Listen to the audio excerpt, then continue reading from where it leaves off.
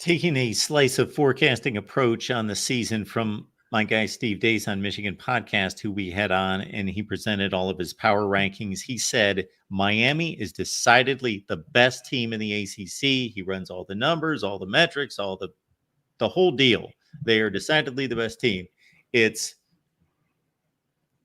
that nervous tension of, are they going to do it though? Are they going to do it?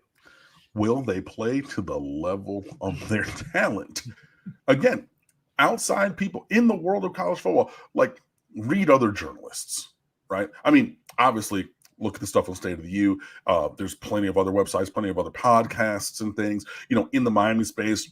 Consume all of those, read those, watch those, listen to those, support all of them. And there's so many that, like, hey, if you don't like me, there's somebody that you're going to go love. And if you don't like that person, you can, whatever. You know what I mean? There's so much out there. But go listen to the national guys. Go listen to the other people in the world of college football who are not looking at it from a Miami perspective. And, I try to be pragmatic and I try to give it to you, real and raw, even when, again, 2017, we're winning games, but everything was not rainbows and sunshine. But Josh Pate didn't just bring that out of nowhere. Chris Vanini for The Athletic, like, if you look at On3, if you look at 247, you look at Rivals, you look at, the Associated Press, you look across the landscape and, like, all these people, Andrea Adelson from ESPN, who lives up in Orlando, coming down the ACC network, and you have, like, it's not necessarily groupthink, but, like, you have multiple data points of people being like, this Miami team this year is the best roster, is the best team in this conference. Will their performance match that? So it's not just me telling you. It's not just the guys at whatever other competing website. It's just not the guys on whatever other Miami Hurricanes podcast.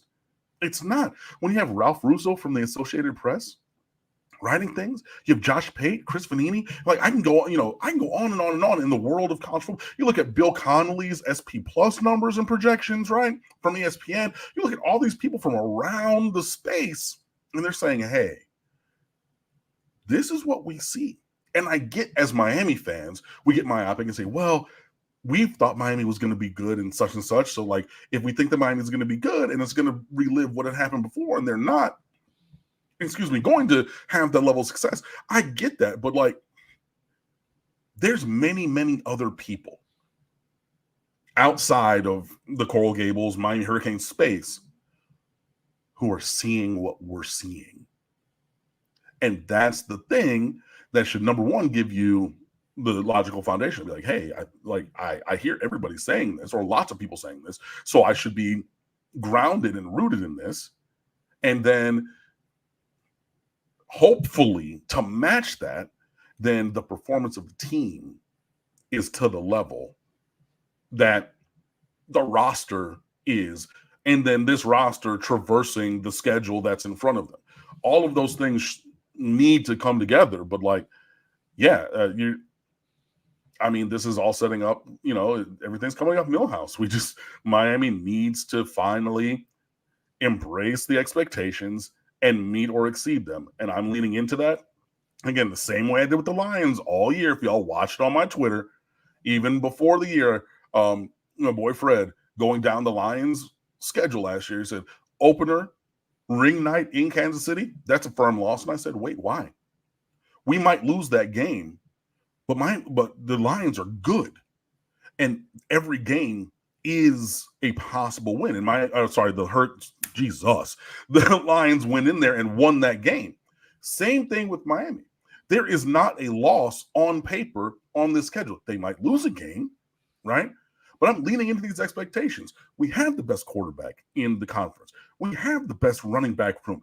You could reasonably make a case for a top 5, if not top 3 offensive line in the country. We got more defensive ends you can shake a stick at. I saw on Kane's Insight today, they did a feature on Elias Rudolph, the 4-star from Cincinnati Taft, who missed most of his season last year because he tore his labrum in his shoulder. But he ran anchor on his 4x100 team in high school. And he's a guy that we haven't even mentioned yet. That's the 9th guy on the defensive line I've mentioned. Marquise Lightfoot, 10.